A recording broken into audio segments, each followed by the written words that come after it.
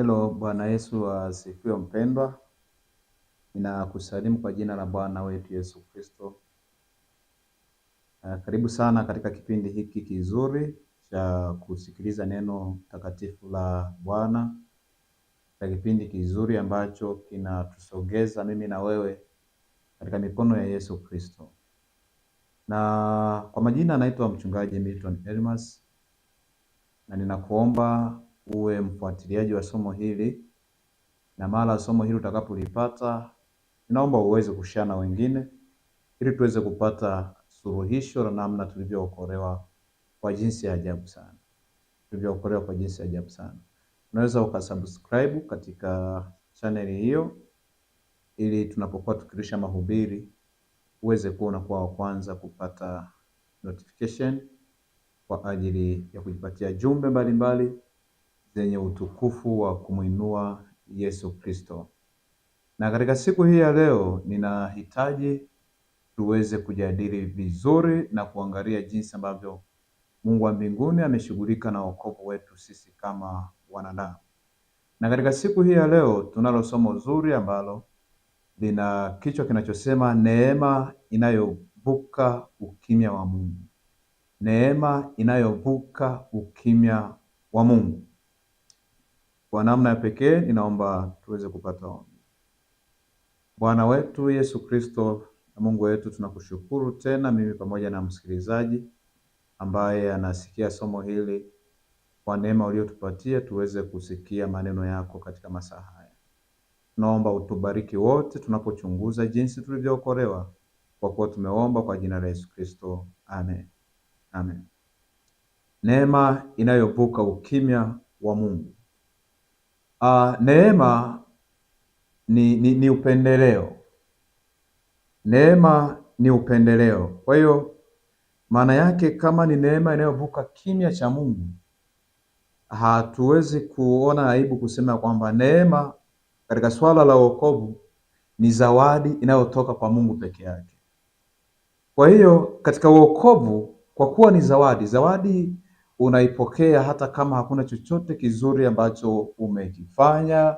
Zawadi unapokea kutoka kwa mtu ambaye anajisikia tu akupatie zawadi hata kama hujamuomba. Zawadi huwa haiombi. Huwezi kumwambia mtu naomba unizawadie hii. Zawadi huwa haiombi. Kwa hiyo neema ni zawadi ambayo inatoka kwa Mungu na kutufikia sisi kama wanadamu. Kwa hiyo katika swala la wokovu, mwanadamu, mimi na wewe ni wapokeaji wa neema. Sisi ni wapokeaji tu wa neema ambayo inatoka kwa Mungu wetu. Kwa hiyo tunaweza tukasema kabisa kwamba wokovu wetu ni rahisi mno, kwa sababu ni kumwamini Yesu Kristo, ya kwamba ni zawadi tuliyopewa na Mungu wa mbinguni, na tukipokea zawadi hiyo tunao wokovu katika maisha yetu. Kwa hiyo katika wokovu wangu na wokovu wako kama mwanadamu, sehemu ya kwangu mimi ni kumpa Mungu dhambi na kupokea uzima. Kwa hiyo nimebadilisha, nampatia Mungu dhambi zangu, lakini mimi napokea uzima kupitia Yesu Kristo. Kwa hiyo ikiwa unamwamini Yesu, ikiwa umempokea Yesu na kumwamini, bado naweza kukutia moyo kwamba kazi ya kuhubiri habari hizi njema za Injili ya kwamba tumeokolewa kwa neema ni kazi yako. Usije ukajiona kana kwamba huna sehemu yoyote. Maadamu tu umemwamini Yesu Kristo ya kwamba yeye ni Bwana na Mwokozi wa maisha yako, unaruhusiwa pia kuweza kuwafikishia watu wengine ujumbe kama huu. Kwa hiyo wokovu wetu mimi umejengwa katika kifo cha Yesu Kristo. Na kwa sababu hiyo sasa, neema ambayo ni zawadi tunayoipokea kutoka kwa Yesu Kristo kupitia Mungu wetu, zawadi ya pekee ambayo tunaipokea mimi na wewe, ni kuamini ya kwamba Yesu alikufa akafufuka.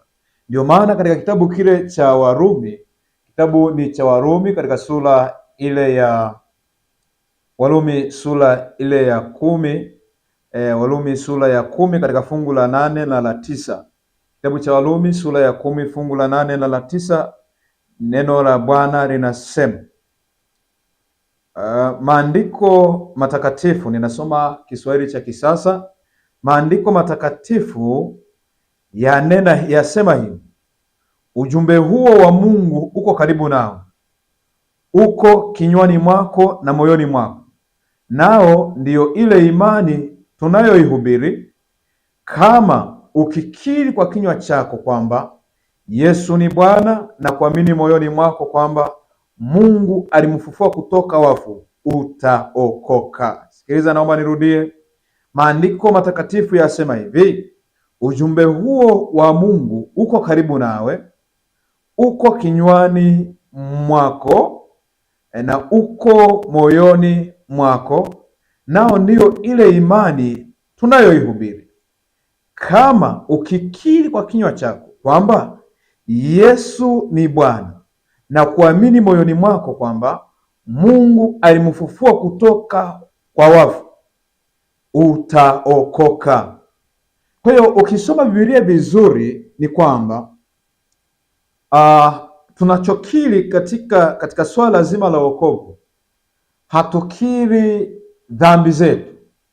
Unaweza kujiuliza kwa nini hatukiri dhambi? Biblia imesema vizuri ya kwamba ikiwa ukikiri ya kwamba Yesu ni Bwana na ya kwamba alikufa na Mungu akamfufua katika wafu, maana yake utaokoka. Kwa hiyo tunachokiri hapa katika wa mjibu wa fungu hili, tunachokiri ili tuokolewe si dhambi zetu, hapana, isipokuwa ni kukiri ya kuwa Yesu Kristo ni Bwana aliyekufa akafufuka. Mambo mawili tu: ukikiri ya kwamba Yesu Kristo ni Bwana, namba moja, ya kwamba yeye alikufa na akafufuka, Biblia inasema una uzima wa milele.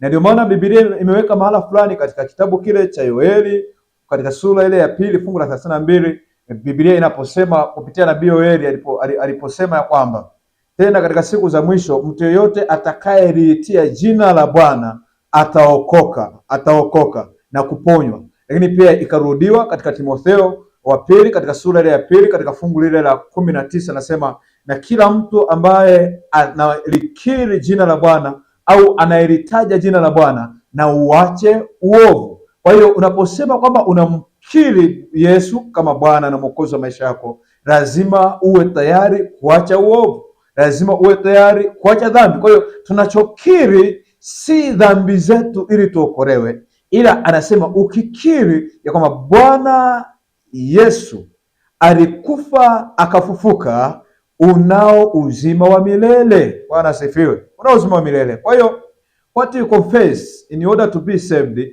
sio dhambi zetu, isipokuwa tuna confess the lordship of Jesus Christ. Kwa hiyo ukiconfess ya kwamba Yesu ni Bwana, una uzima wa milele, una uzima wa milele. Na ndio maana mahala fulani tunaambiwa tukiri kile kinachosemwa na Mungu kwamba ile imani tunayoihubiri ipi, ya kwamba maana injili ni uwezo wa Mungu unaoleta wokovu. Kwa hiyo unapokiri ya kwamba Yesu Kristo ni Bwana, unao uzima ule wa milele. Ndio maana pia katika kitabu kile cha Korinto wa pili sura ya 5 katika fungu lile la 28, Biblia fungu la 21, Korinto wa pili sura ya 5 fungu la 21, neno la Bwana linasema yeye asiyejua dhambi alimfanya kuwa dhambi kwa ajili yetu, ili tupate kuwa haki ya Mungu katika yeye.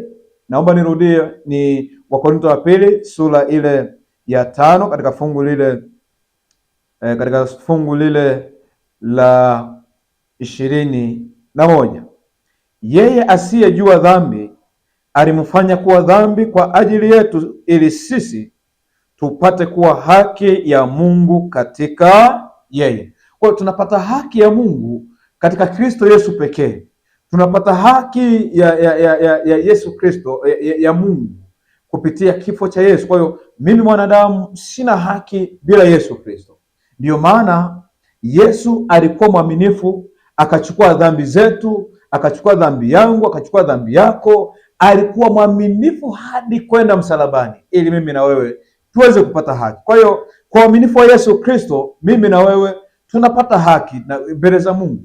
Kwa uaminifu wa Yesu Kristo mimi na wewe tunapata uzima wa milele. Kwa hiyo sisi ambao tumeambiwa tunayo haki, changamoto ni hii: sisi ni kweli haki tunayo, na tunapaswa kabisa tupambane kuamini kwa 100% ya kwamba haki tunayo na nafasi ya haki tunayo kwa sababu ya kifo cha Yesu Kristo msalabani. Isipokuwa sasa, pamoja na hayo, kwa kuwa Yesu alichukua nafasi ya dhambi za kwako na dhambi za kwangu, kile ambacho anatamani tukiri na anafurahi akiona tukikiri ya kwamba yeye ni Bwana aliyekufa akafufuka kwa ajili ya dhambi zetu. Anatamani tukiri na kwamba yeye alibeba dhambi zangu na dhambi zako. Anatamani tukiri ya kwamba yeye ambaye hakuwa na dhambi alifanywa kuwa mdhambi ili mimi na wewe tuweze kupata haki katika uzima ule wa milele. Kwa hiyo sasa, mimi na wewe hakuna chochote tunachoweza kukifanya ili tuweze kustahili kuokolewa. Hakuna lolote ambalo ni tendo jema linaloweza kunifanya nistahili kuokolewa mbele za Mungu. Halipo. Hakuna chochote ambacho ni kitendo kizuri kinachoweza nifanya mimi niweze kuokolewa ili nistahili kuhesabiwa haki, isipokuwa ni yale ambayo Yesu aliyafanya, ambaye hakuwa na dhambi akafanywa kuwa mdhambi ili mimi niweze kuwapata haki mbele za Mungu katika yeye mwenyewe. Kwa hiyo mimi nahesabiwa haki si kwa matendo yangu.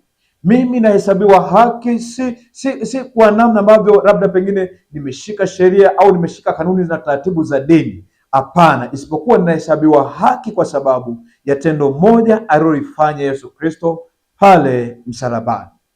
Kwa hiyo nataka nikutie moyo ya kwamba hakuna chochote ambacho mimi naweza kukifanya kama tendo jema kikanifanya nistahili kuokolewa. Kwa nini? Kwa sababu wokovu ni zawadi.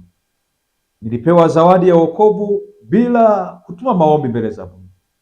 Nilipewa zawadi ya wokovu bila kufanya kitu chochote ambacho ni kizuri. Lakini namba 2, hakuna kiasi cha ubaya ambao unaweza kuwa umeutenda au ambao ninaweza nikawa nimeutenda utakaofanya mwanadamu asiweze kufikiwa na rehema ya Mungu inayoweza kuokoa. Narudia tena, hakuna kiasi cha ubaya, hakuna kiasi cha dhambi, hakuna kiasi chochote cha uovu ambacho mwanadamu anaweza akawa amekitenda kikafikia kiwango cha kuonyesha kwamba rehema ya Mungu inaweza isifunuliwa kwa mwanadamu akaweza kuokolewa. Kwa maana nyingine, hakuna dhambi konki mbele za Mungu, haipo. Kwa maana nyingine, hakuna dhambi sugu mbele za Mungu, haipo. Ndio maana Isaya anasema kwamba dhambi zenu zijapokuwa nyekundu kama bendera, zitakuwa safi kama sufu. Zijapokuwa nyekundu kama rangi nyekundu kama damu, anasema zitakuwa nyeupe. Kwa hiyo hakuna dhambi konki mbele za Mungu. Ndio maana anasema vizuri kabisa kwamba Yesu Kristo kwa damu ya kwake mimi na wewe tunapata utakaso. Haleluya. Na nazungumza na wewe, unaweza kuwa unanisikiliza, kuna changamoto fulani ya uraibu na dhambi unazopitia zinakunyima uhuru wa kumwendea Mungu. Nataka nikutie moyo kwamba nenda hivyo hivyo ulivyo, kwa sababu hata hivyo hauna haki yoyote unayoweza kuipokea isipokuwa Yesu Kristo asimame kwa ajili ya kukutetea wewe. Unaweza kuwa unasema, mimi mchungaji, niko na matendo maovu, pengine mimi ni msagaji au ni shoga kwa namna yoyote ile, lakini nataka nikutie moyo kwamba ni kweli hicho kitendo ni kiovu kabisa, ni kiovu, ni dhambi. Ila hiyo dhambi unayoipitia haimfanyi Mungu kwa rehema zake ashindwe kukukubali wala ashindwe kuibadilisha tabia yako. Maana Yesu anaposimama mbele, wewe huonekani, yeye anaonekana, na akionekana Yesu, mimi na wewe, makosa yote na uovu wote unaondolewa. Bwana asifiwe. Unaondolewa. Kwa nyingine, hakuna chochote tunachoweza kukifanya kikazuia Mungu asiweze kukuletea wokovu. Nakumbuka katika mwaka wa 2022 nikiwa pale mwaka wa 2020 nikiwa katika maeneo ya Mbagara Zakiem, tulifanya mkutano wa effort na tuliweka kituo hapo. Walikuja watu wengi, walihudhuria watu wengi. Miongoni mwa watu ambao walikuja kuzungumza na mimi, alikuwa ni mtu ambaye alijiona kama hawezi kufuata tena kuwa sehemu yoyote ya uzima ule wa milele kulingana na matendo maovu aliyokuwa anayapitia na jinsi ambavyo alinisimulia lakini nilimtia moyo, tukaomba, tukaonyeshana kabisa kwamba bado Mungu anamhitaji aweze kumwokoa na kumfanya kuwa mjumbe kwa ajili ya utumishi. Ni kweli alilia, na yeye katika akili yake alidhania kwamba hawezi tena kuokolewa. Alifikiria kwamba dhambi yake ni kongi, haiwezi kukubaliwa mbele za Mungu. Lakini Mungu anayebadilisha alipompa nafasi aliweza kumbadilisha. Ni kweli haikubadilika siku moja, lakini alikuja siku ya kwanza tukaomba naye, siku ya pili tukaomba naye, siku ya tatu tukaomba naye, tukajifunza. Mwisho akaanza kushangaa, anaona kiu ile, zile tabia ambazo alikuwa nazo zinaanza kuondolewa. Kiu ya tabia ambazo zilikuwa zinamsumbua zinaanza kuondoka, na kwa sababu hiyo akajikuta taratibu anabadilika. Kwa nini? Alibadilishwa na kile ambacho kilikuwemo ndani yake saa ile, na hakikuwa kingine, alikuwa ni Yesu Kristo aliyempokea. Kwa nakutia moyo hata wewe ya kwamba hakuna dhambi yoyote ambayo ni kongi mbele za Mungu. Hakuna ovu lolote ambalo halistahili kupelekwa mbele za Mungu. Jinsi ulivyo na namna unavyoweza kwenda mbele za Mungu, atakupokea na kukusafisha. Kwa hiyo Mungu wetu yeye anayo habari njema. Anataka tuamini ya kwamba tumeokolewa kwa neema kwa njia ya imani. Na unapozungumza neno imani, haikupointi wewe, inampointi mwingine. Kwa hiyo sisi tunapomwamini Yesu Kristo kwa matendo aliyoyafanya, tunaokolewa. Kwa hiyo mmoja, Mungu hajatuelekeza tutii neno lako kwa kujisalimisha au kwa kujitaabisha au turitii kwa sehemu baadhi, isipokuwa ametuokoa ili tutii completely. Narudia tena, nimesema hivi, Mungu hajatuelekeza kutii neno lake kwa kujitahidi au kwa sehemu tu kiasi. Hapana, isipokuwa ametuokoa mimi na wewe ili tutii neno lake complete. Yaani hiyo haina maswala. Tumeokolewa ili tutii, ila hatujatii ili tuokolewe. Tumeokolewa ili tuweze kutii neno lake complete kwa 100%, ila anayetufanya tuweze kutii si mwingine, ni Yesu Kristo aliyeko ndani yetu. Kwa hiyo unapokuwa unajitahidi kutii maelekezo, unapokuwa unajitahidi kufuata neno la Mungu kwa kujitahidi, ni vigumu sana, kwa sababu kwa nguvu zetu hatuwezi, isipokuwa kwa nguvu ambayo ni ya Yesu Kristo anayekaa ndani yetu.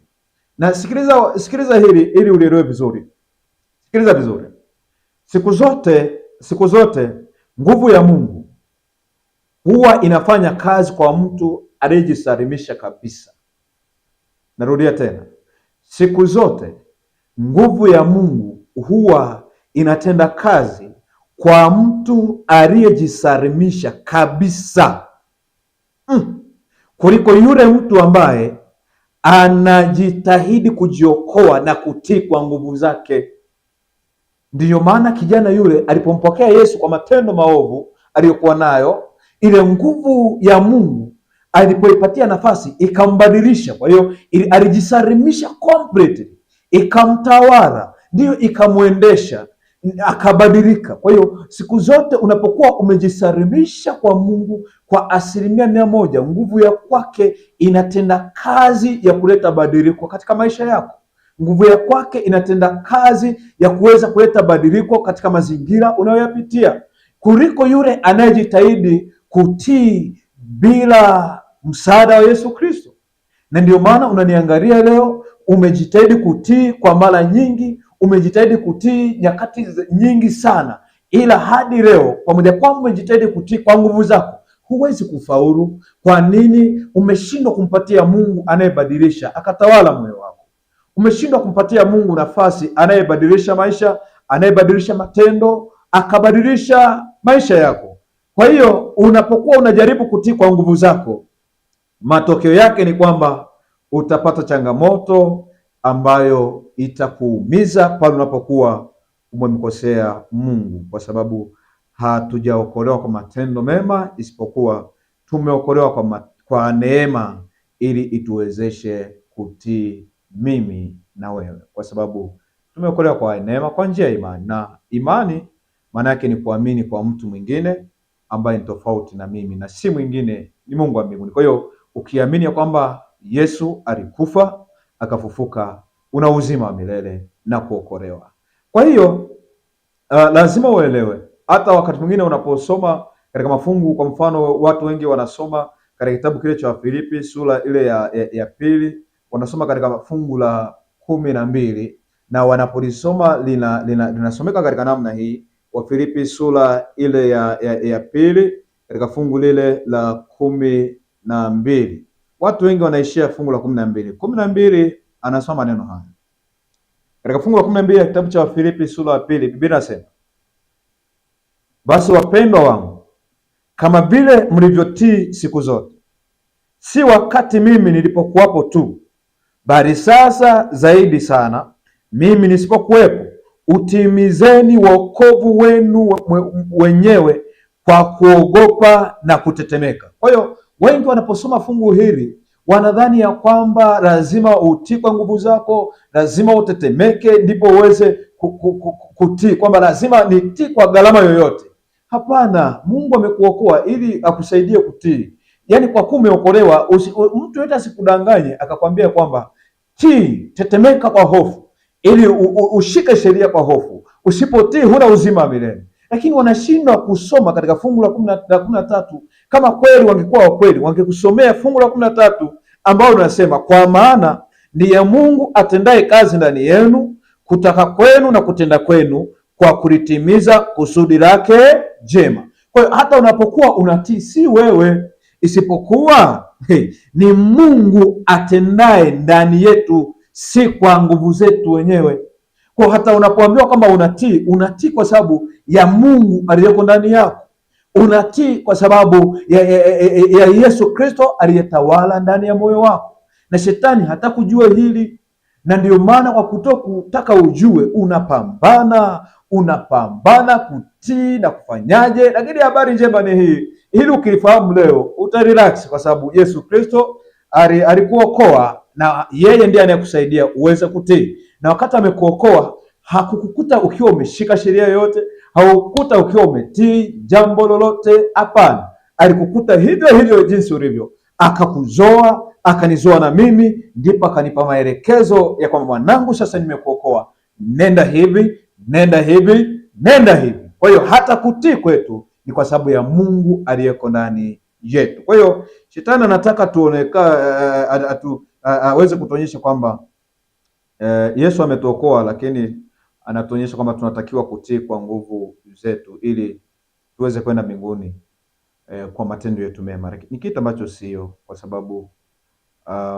ukisema unaenda mbinguni kwa nguvu zako na matendo yako mema, hiyo kitu si sahihi kabisa, kwa sababu mbingu itakuwa ni ngumu kwako. Wokovu na utii ni tunda la Roho Mtakatifu, na tunda siku zote ni matokeo ya zao fulani. Kwa hiyo hata matendo mema ninayoyafanya yakiwa ni sehemu ya tunda la Roho Mtakatifu, kwa kuwa tunda ni sehemu ya zao, ni sehemu ya zao fulani, kwa kuwa zao la Yesu Kristo ni matendo mema.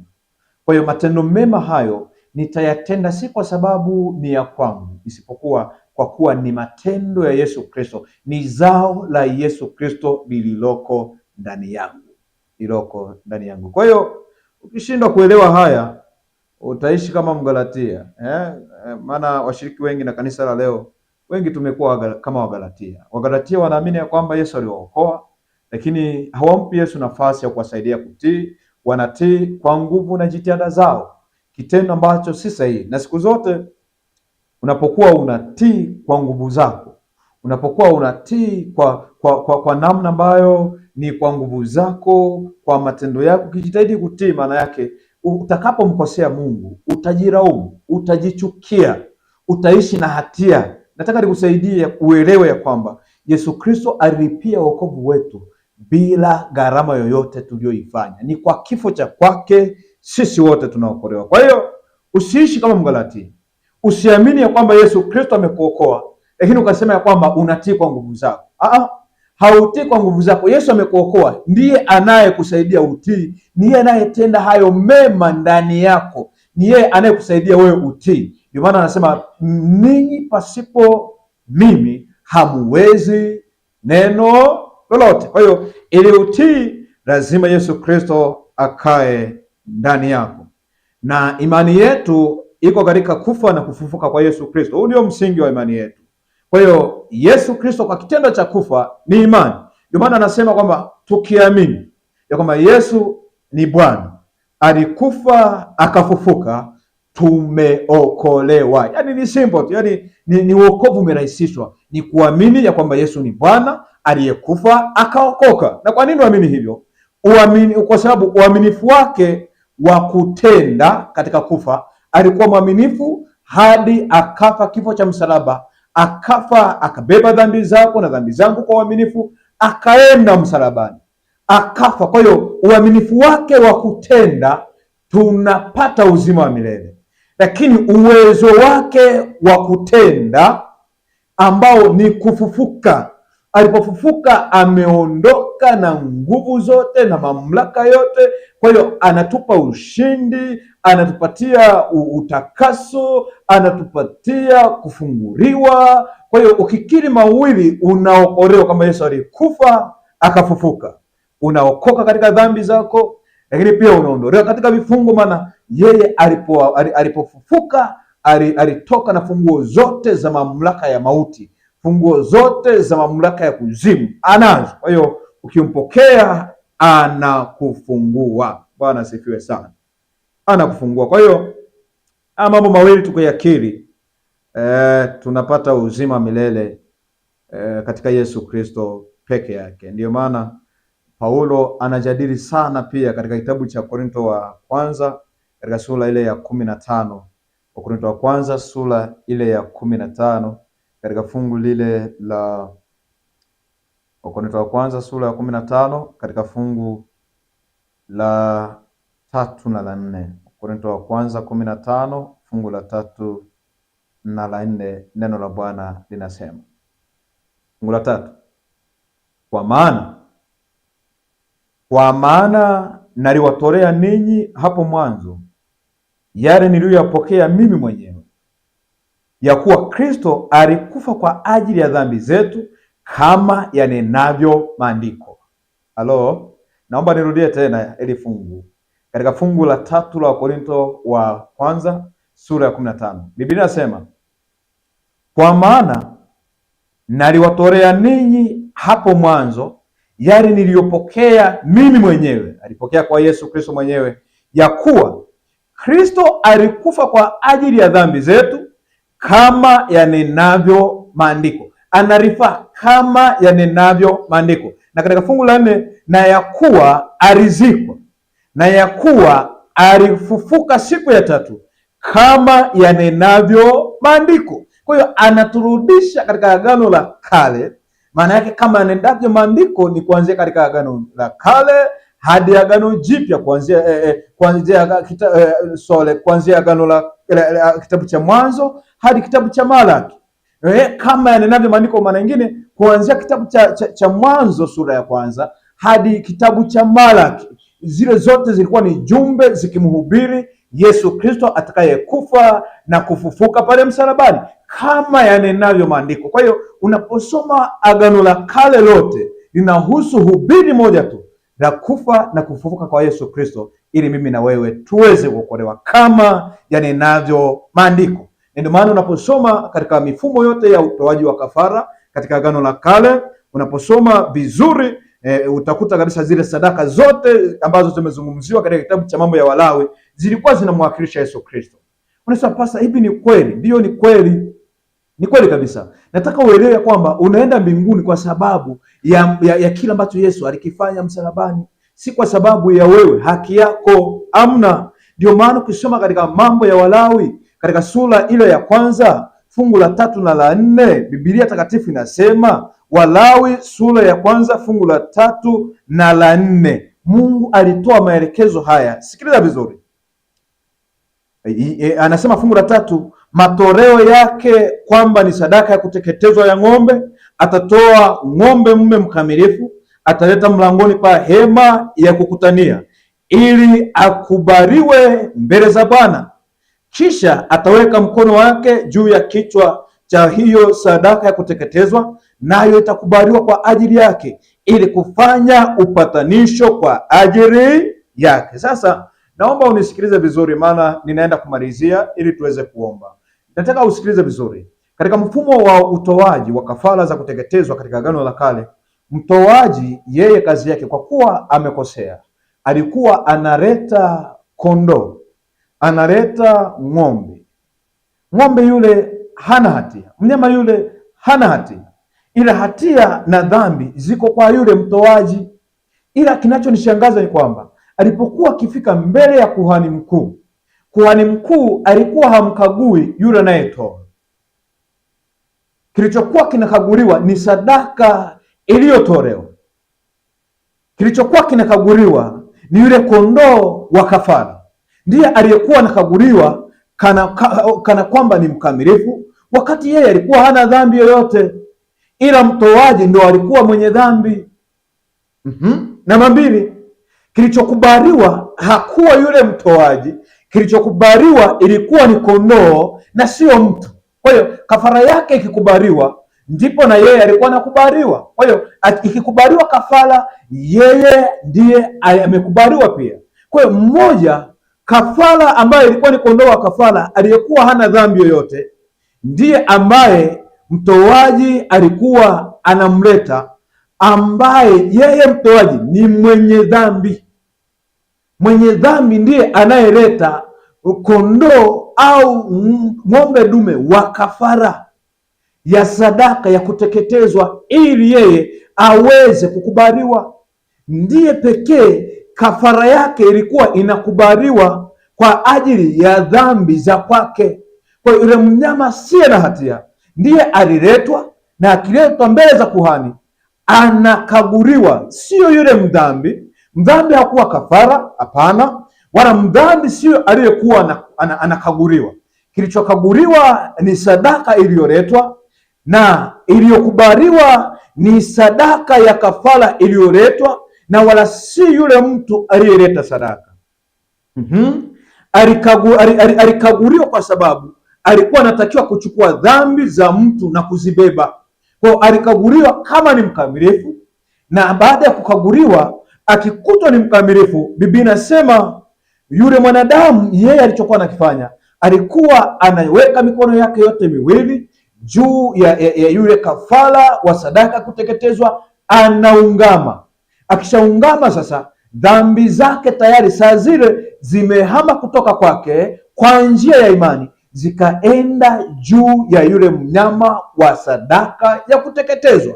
Kwa hiyo ili akubaliwe mwanadamu, ilikuwa ni lazima, moja, ile sadaka ya kafara iweze kuwepo; namba mbili, ikaguliwe; namba tatu, ikubaliwe; namba nne, aungame juu ya ile mwanadamu. Kwa hiyo mwanadamu alikubaliwa kwa sababu ya kondoo tu wa kafara, si kwa sababu anafaa au si kwa sababu ya matendo yote mema aliyokuwa ameyatenda, kwa sababu yeye ndo alikuwa ni mdhambi. Yule kondoo hana dhambi yoyote, na ndio maana Yesu Kristo ndiye aliyekuwa akiwakilishwa katika Yohana sura ya kwanza fungu la 29. Siku ile Yesu akiwa anapita mbele ya Yohana siku ya pili, Filipo pamoja na Nathanieli wakiwa wanamtazama, Biblia inasema Yohana akasema, tazama mwana kondoo aichukuae dhambi ya ulimwengu. Kwa hiyo zile sadaka zote zilikuwa zinamrenga Yesu Kristo. Kwa hiyo mimi na wewe hatukubali kwa sababu ya matendo mema tuliyofanya.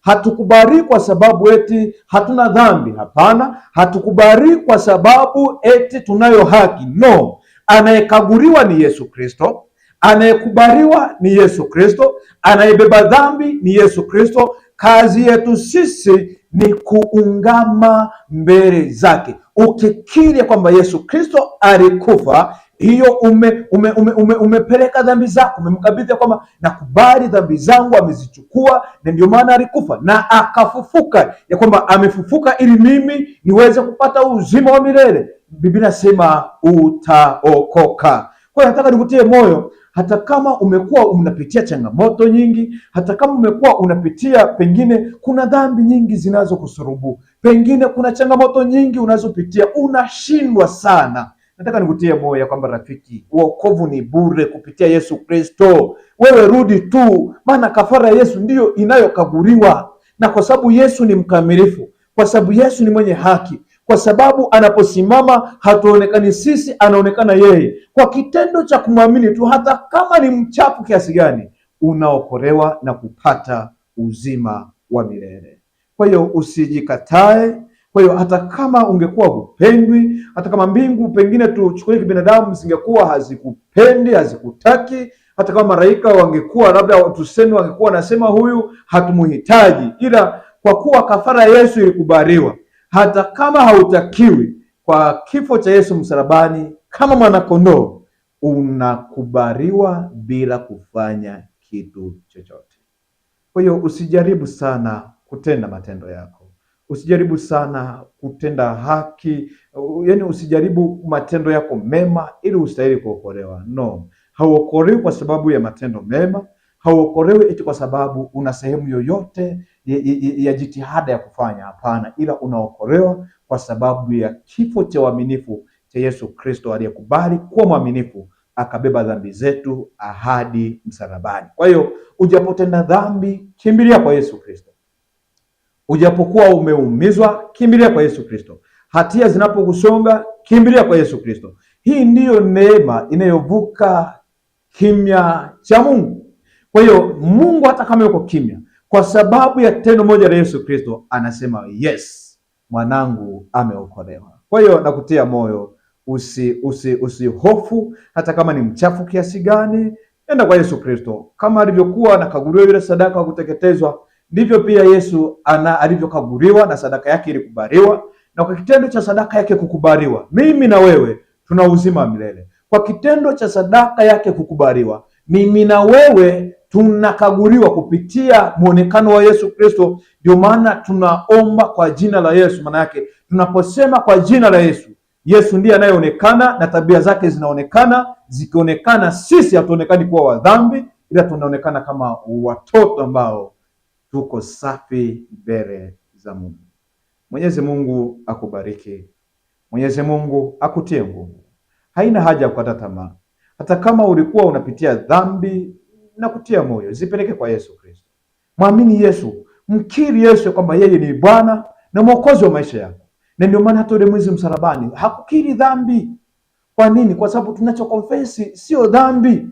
Tunachokiri ni kwamba tunakiri kwamba Yesu ni Bwana aliyekufa na kufufuka, kwa sisi tunaokolewa. Ndio maana mwizi msalabani hakukiri listi ya dhambi. Hakusema Yesu nimefanya ABCD, naomba nisamehe. Alichosema, alisema tu, Yesu nikumbuke katika ufalme wako. Alikiri ya kwamba yeye ni Bwana, alikiri ya kwamba anakufa na atafufuka kwa ajili ya dhambi zake, na saa ile ile Yesu alimwahidi uzima wa milele. Haleluya! Kwa hata wewe ukikiri tu utapata uzima wa milele. Acha kuhangaika na mifumo ya dini inayokusumbua. Acha kutumikishwa na mifumo ya dini iliyojengwa katika kutii vitu na mambo ya taratibu za dini. No, mkiri Yesu ya kwamba ni Bwana aliyekufa na kufufuka, nawe utaokolewa. Mungu akubariki sana. Mungu akutie nguvu tena. Tukutane katika nyakati zingine tena kwa jina la Yesu Kristo. Amen. Baba wa mbinguni, ninakushukuru kwa sababu ya mtumishi wako ambaye amepata ujumbe siku ya leo.